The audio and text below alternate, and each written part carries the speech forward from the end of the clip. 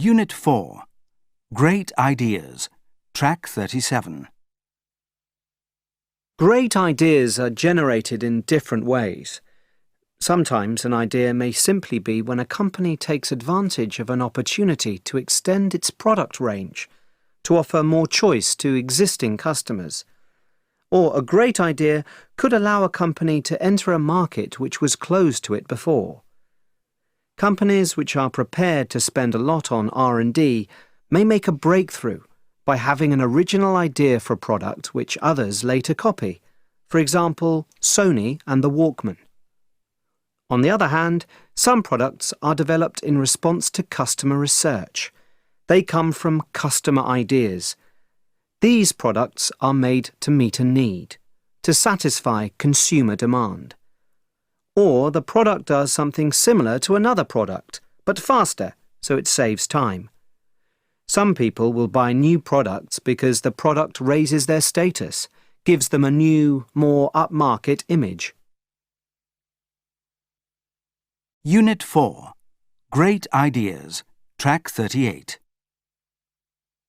Other people will buy any green product which reduces waste or protects the environment, even if it is more expensive. If an idea is really good and the product fills a gap in the market, it may even win an award for innovation. Unit 4. Great Ideas. Track 39.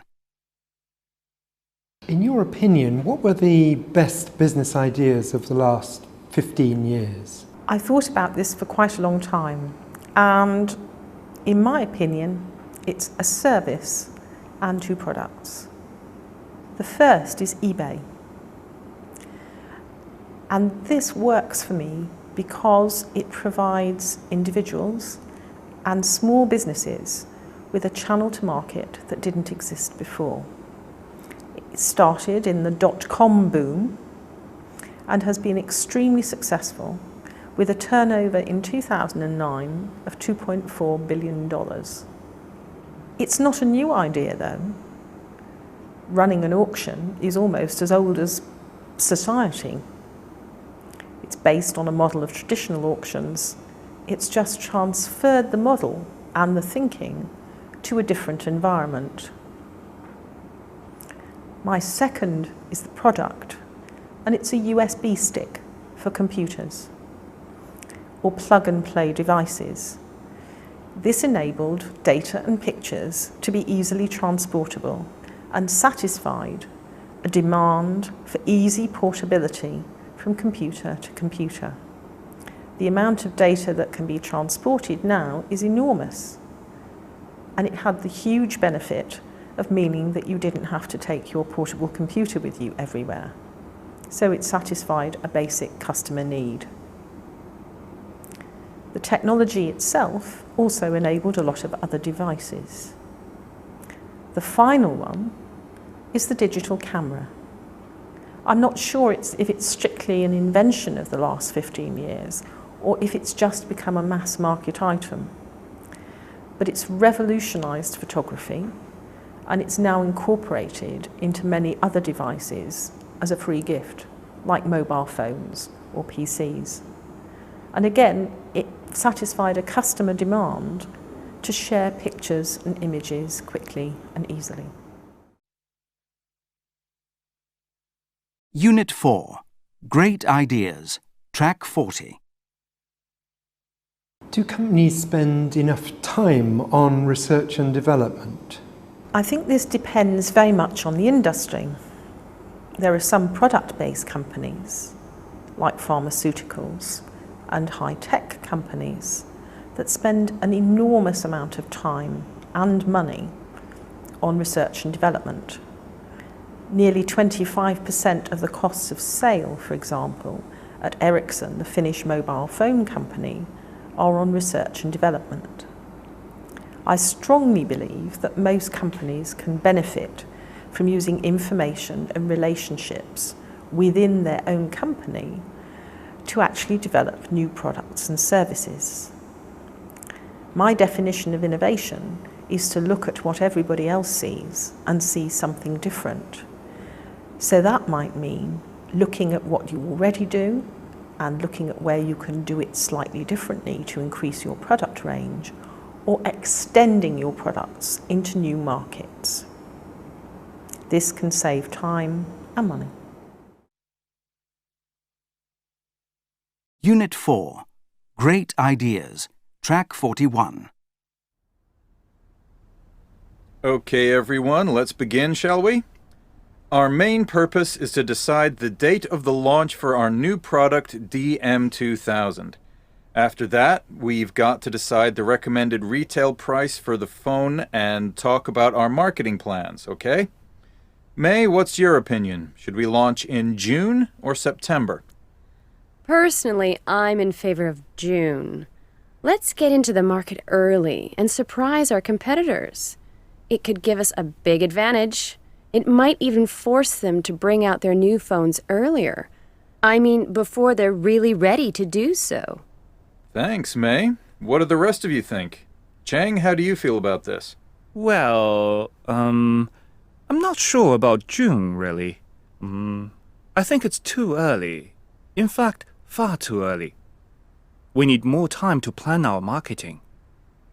You know, a lot of people, potential buyers, will be away on holiday in June. It's not the best time to have a launch. We need to start with a real bang. Thanks, Chang. Wan, what's your view? I believe you'd prefer a later date for the launch, is that correct? Yeah, June's too early. I think September's the best time. We can promote the smartphone strongly then with a multimedia campaign. The last 3 months of the year have always been the peak period for selling new electronic products. That's when we need to put the phone on the market. I agree. I think there are good reasons for choosing September. What about the recommended retail price for the phone? Any thoughts on that? Hold on a minute. I thought we were talking about the launch date, not the price. Okay, May, maybe we are moving a little too fast. Let's get back to the point. I get the feeling that most of us seem to prefer September. Is that correct? Yeah. Yeah. Maybe. Okay, we're agreed. The launch is in September. Now, what about the price? Wan, I asked you to bring us ideas about this. I know we've set a price, but we should think again. I think it should be about 900 Hong Kong dollars. And your reasons? Well, simply our main competitor brought out a smartphone recently. It retails at just over 1,000 Hong Kong dollars. If we sell at 900, we'll be undercutting them by 10%. So we'll have a big price advantage at the start of our launch. Good. We need to be sharp on pricing. Now, what sales outlets do you think we should target, Wan? No problem there. We could start with the specialist mobile phone stores and big department stores. After that, we could look at other distribution channels. You know, stations, airports, that sort of thing. Right. Sounds okay to me. Everyone happy with Wan's suggestions? Yeah. Great. Good. Unit 4. Great Ideas. Track 42. You know, Jane, I'm really looking forward to choosing the winner of this competition. It seems to be creating enormous interest all over the world. Yes, a lot of people have asked for application forms. What are you looking for? I mean, how will you judge the projects? There are 3 things that are really important. They'll help me to make up my mind. The winner will have to come up with a great idea for an attraction. It'll have to be something different, a bit unusual, but linked in some way to the culture of the community or country. It could be anything, as long as it's exciting: a museum, an art gallery, a theme park, or a research study center. The possibilities are endless. I want people to use their imagination. That's the idea of the competition. I see. What else will be important? Well, the new attraction must provide an enjoyable experience for visitors. They should really enjoy the visit and talk about it with their friends afterwards. Can you give an example? Well, I was very impressed with the Kennedy Museum in Boston. There was a replica of the Oval Office when John F. Kennedy was president.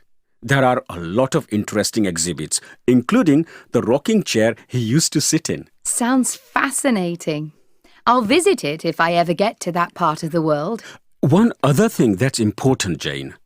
I want the new attraction to make money. It must be self-financing. If it makes money, it can contribute financially to other facilities that the community needs.